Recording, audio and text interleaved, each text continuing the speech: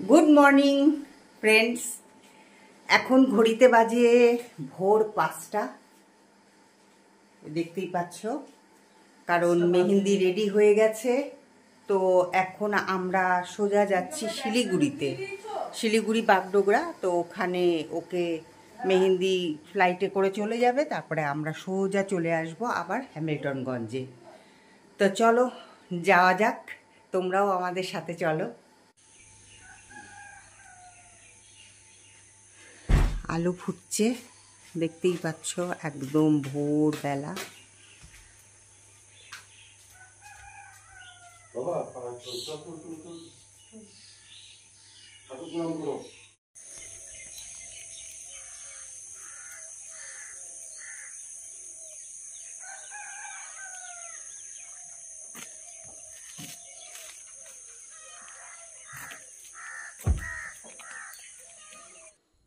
আমরা দুগ্গা দুগ্গা করে রওনা দিয়ে দিয়েছি।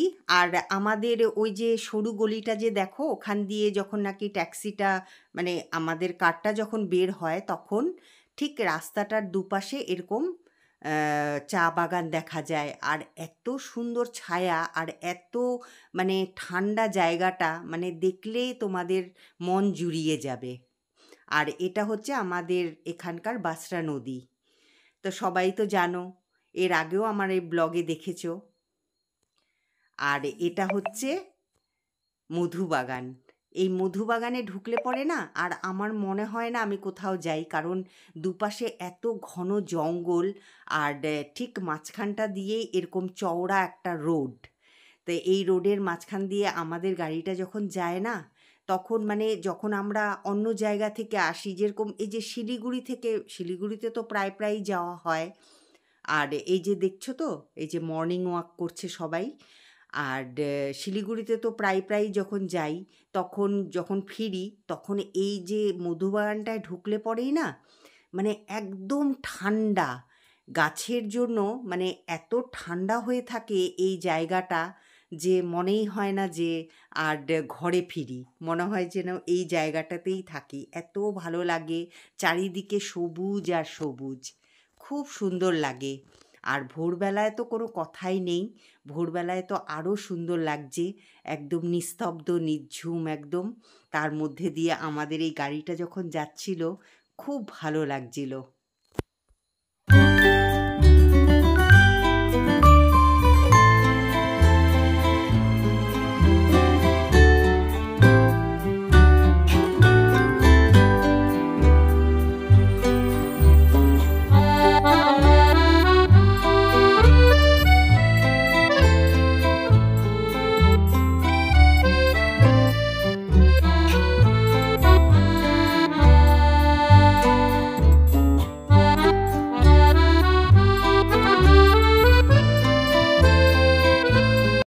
বাবা, আজকে দিল্লি যাচ্ছিস, কিরকম লাগছে?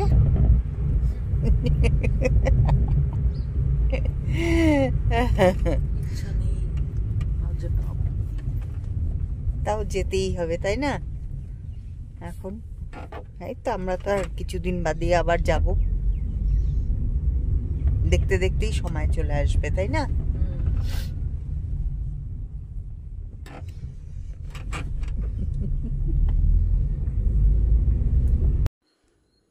এটা হচ্ছে ভোরবেলার হাসিমারা। তা আমরা যেই রোডটা দিয়ে যাচ্ছি, তা একটু বেলা হলেই এই রোডের মধ্যে টোটো, অটো, রিক্সা, তারপরে বাস সব দাঁড়িয়ে থাকে। মানে এত স্মুথলি আমাদের গাড়িটা নিশ্চয়ই যেত না যদি একটু বেলা হতো। তো এই জায়গাটা যে দেখাচ্ছি তোমাদেরকে, এই জায়গাটা না একদম মানে জ্যাম হয়ে থাকে এই জায়গাটায় গাড়ি ঘোড়া দিয়ে। আর এই যে রোডটা দেখতে পাচ্ছ, এই যে আমরা যে এই যে টার্ন কেটে যাচ্ছি, এই যে সোজা চলে গেল ওই যে ট্রাকটা, ওটা হচ্ছে জয়গা রোড। আর এই দিকটা টার্ন কাটলে পরে হচ্ছে শিলিগুড়ি। তা আমরা এখন শিলিগুড়িতে যেহেতু যাচ্ছি, সেই জন্য আমরা শিলিগুড়ির রোডটাই ধরে নিলাম। আর মেহেন্দির মনটা খারাপ লাগছে, কিন্তু তাও হাসছে ওপর থেকে, কারণ ও বাড়িতে এলে ওর ভালোই লাগে না আর যেতে দিল্লিতে। এটা তো স্বাভাবিক, সেই ছোটোবেলার থেকে ওকে আমি হস্টেলে রেখেই পড়াশোনা করিয়েছি। তো সেই জন্য মানে ও বাড়িতে এলে পরে আর যেতেই চায় না, বাইরে বাইরেই তো ওর মানে জীবনটা কেটে গেল। আর এখানে দেখতে পাচ্ছ এটা হচ্ছে তিস্তা তোর্ষা নদী। তা তোর্ষা নদীতে সব মানে এখন কাশফুলে ভর্তি হয়ে গেছে, অপরূপ লাগছে দৃশ্যটা দেখতে। কিন্তু যেহেতু কারটা অনেক স্পিডে যাচ্ছে সেই জন্য আমি তোমাদেরকে ঠিক মতন দেখাতে পারলাম না। আর আকাশটাকে দেখেছো, এক এক জায়গায় এক এক রকমভাবে সেজে উঠেছে, খুব সুন্দর লাগছে।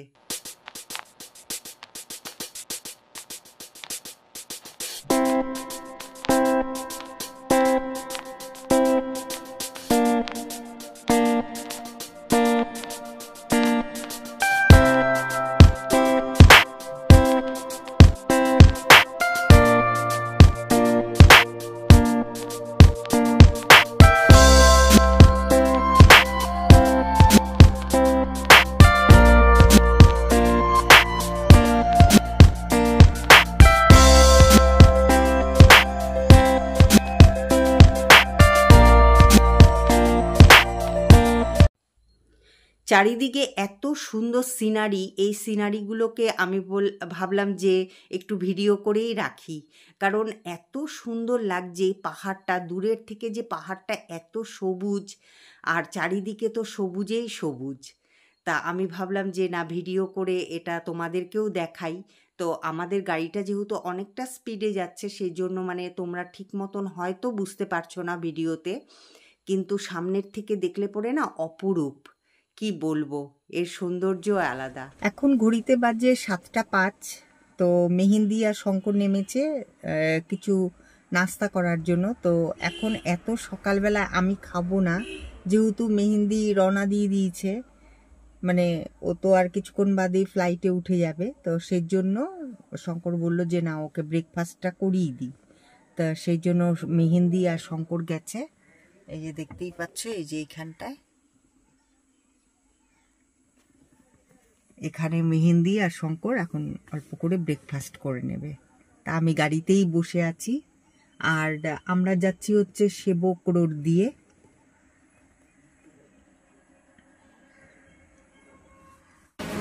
আমি তো বললাম ব্রেকফাস্ট করব না, তো শঙ্কর বলল যে চলো একটু ভেতরটায় চলো, দেখবে কি সুন্দর চা বাগান আছে। তা এই যে দেখো কি সুন্দর চা বাগান।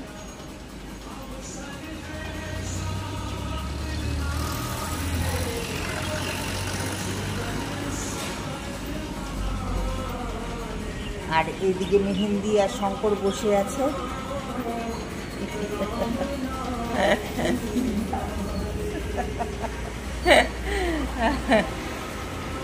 তা ওরা খাবে হচ্ছে গরম গরম রুটি, তার সাথে সবজি আর আচার।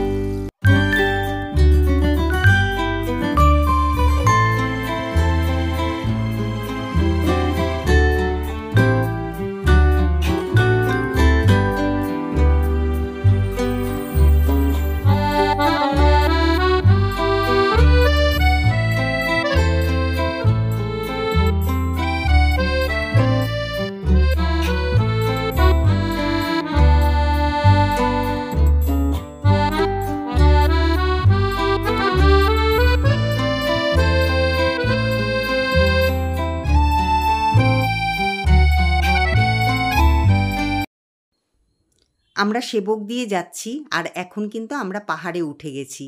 আর দেখতেই পাচ্ছ পাহাড়ের আঁকাবাঁকা পথ।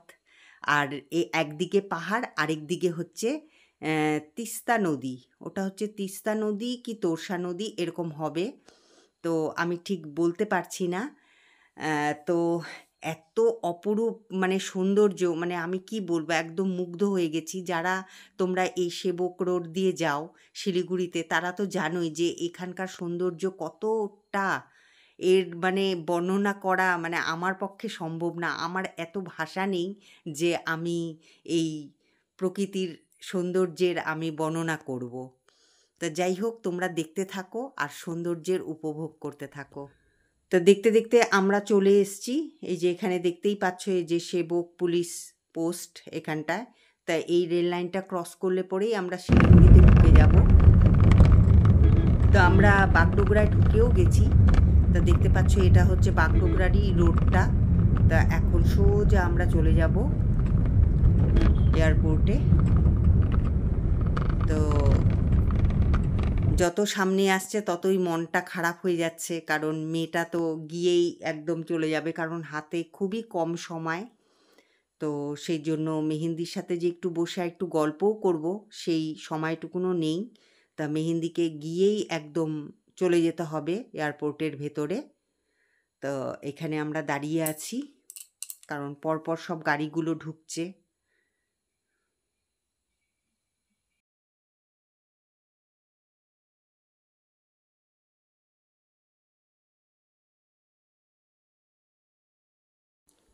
তখন তো তোমরা দেখলে যে মেহেন্দি আর শঙ্কর ব্রেকফাস্ট করে নিল। তা আমিও এখানে এয়ারপোর্টে দাঁড়িয়েই ব্রেকফাস্টটা করে নিলাম। তা আমি নিয়েছিলাম এখানে পনির প্যাটিস, তো আর 1 কাপ চা খেয়েছিলাম। তো চা খেয়ে আমরা রওনা দিয়ে দিলাম, কারণ মেহেন্দির তো ফ্লাইট অলরেডি মানে ছেড়ে দিয়েছে। তো সেই জন্য আমরা এখানে ওয়েট করে আর কি করব। তো মেহেন্দি ফোন করেছিল, তো মেহেন্দি বলল যে মা তোমরা চলে যাও। তো এখন আমরা রওনা দিয়ে দিচ্ছি হ্যামিল্টনের জন্য। তো এখন সোজা বাড়ি চলে যাব, আর বাড়িতে গিয়েই লাঞ্চ করব। এখানে রাস্তায় আর লাঞ্চ করব না। আর এটা হচ্ছে নর্থ বেঙ্গল ইউনিভার্সিটি। তা এতদিন আমি কিন্তু বাগডোগরায় গেছি, কিন্তু আমি না এটা মানে খেয়ালই করিনি যে এখানেই নর্থ বেঙ্গল ইউনিভার্সিটিটা। আমি শুনেছিলাম যে বাগডোগরা যেতেই পড়ে এই নর্থ বেঙ্গল ইউনিভার্সিটিটা।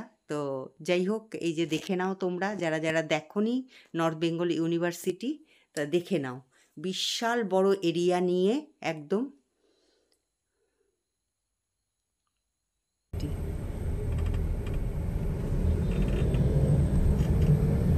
ওই দিন যখন এলাম মেহেন্দিকে নিতে তখনই আমি খেয়াল করেছিলাম।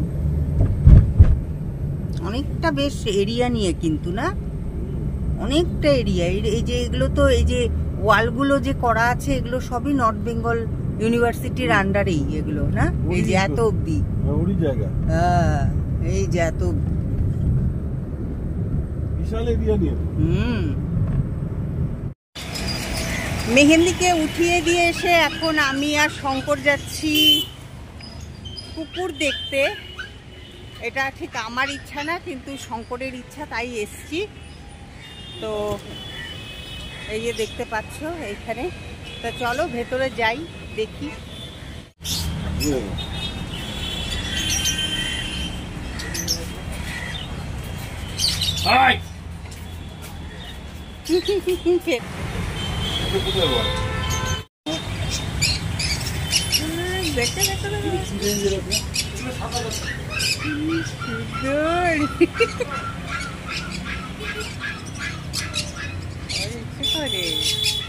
এখন পাওয়া যাবে না হোয়াইট রঙের।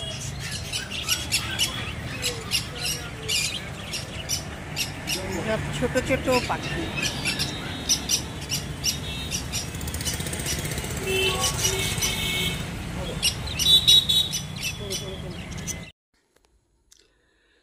তা আমাদের গাড়িটা একটু দূরেই দাঁড়ানো ছিল। তা গাড়িটা আসাতে তো শঙ্কর বলছে তাড়াতাড়ি চলে আসো, কারণ এখানে তো গাড়ি দাঁড়াতে দেবে না। তা সেই জন্য তাড়াতাড়ি করে আমি গাড়িতে উঠে পড়লাম। আর এখন আমরা সোজা যাব হ্যামিল্টনগঞ্জ। আর কোথাও দাঁড়াবো না, হ্যাঁ তবে মাঝখানে দাঁড়াবো। এখন ঘড়িতে বাজে হচ্ছে 9:30। আমি আর শঙ্কর জাস্ট দোকান থেকে এলাম। আর আমরা শিলিগুড়ি থেকে তো পৌঁছে গেছিলাম বাড়িতে 2টোর সময়, দুপুর 2টোর সময়। তো বাড়িতে এসে আর তোমাদের সামনে আসা হয়নি, কারণ এসেই আমাকে ঘরের যাবতীয় কাজকর্ম সব সারতে হয়েছে। সাথে শঙ্করও আমাকে হেল্প করে দিয়েছে, কিন্তু হেল্প করলে কি হবে বলো, যতই হেল্প করুক না কেন, নিজের কাজ তো নিজেকেই করতে হবে। তা শঙ্করকে দেখতে পাচ্ছ ওখানে ফ্রেশ হয়ে বসে আছে, ও টিভি দেখবে, কিন্তু আমি বলছি যে সাউন্ডটাকে আগে অফ করো। বিস্কুট খাচ্ছে। তো আমি বললাম একটু সাউন্ডটা অফ করো, কারণ আমি তো আমার বন্ধুদের সামনে অনেকক্ষণ হয় আসি না। তো আজকে আর মানে কি বলবো, শরীরটা আর না ভালোই লাগছে না। কি করে ভালো লাগতে পারে বলো?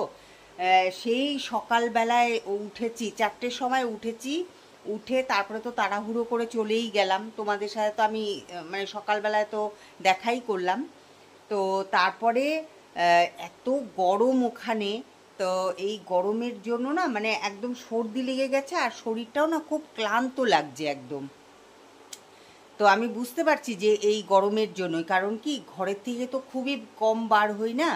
তো যাই হোক, এখন রাত্রেবেলায় ডিনারে আজকে কিচ্ছু করব না, একদম সিম্পল ভাত করব, সেদ্ধ ডাল, তার মধ্যে আলু সেদ্ধ দিয়ে দিব আর ডিম সেদ্ধ, ব্যাস। আর কিছু আমাকে শঙ্কর যদি বলে এটা করো ওটা করো, আমি কিছুই করতে পারবো না, কারণ আজকে আমার প্রচণ্ডই শরীরটা খারাপ লাগছে। তো আজকে ব্লগটাও নিশ্চয়ই অনেকটাই বড় হয়ে গেছে, আমি বলতে পারবো না। তা যাই হোক, যতটুকুনি হোক সেটাই তোমরা দেখো। আর ভালো লাগলে অবশ্যই লাইক করে দিও, শেয়ার করে দিও, আর কমেন্ট করে দিও, কারণ তোমাদের একটা কমেন্ট আমার জন্য অনেক গুরুত্ব রাখে। তো চলো, আজকের মতন আমি এখানেই আমার ব্লগিংটা শেষ করছি। আবার কালকে দেখা হবে একটা নতুন ব্লগের সাথে, তোমাদের সাথে। তা ততক্ষণের জন্য টাটা, গুড নাইট।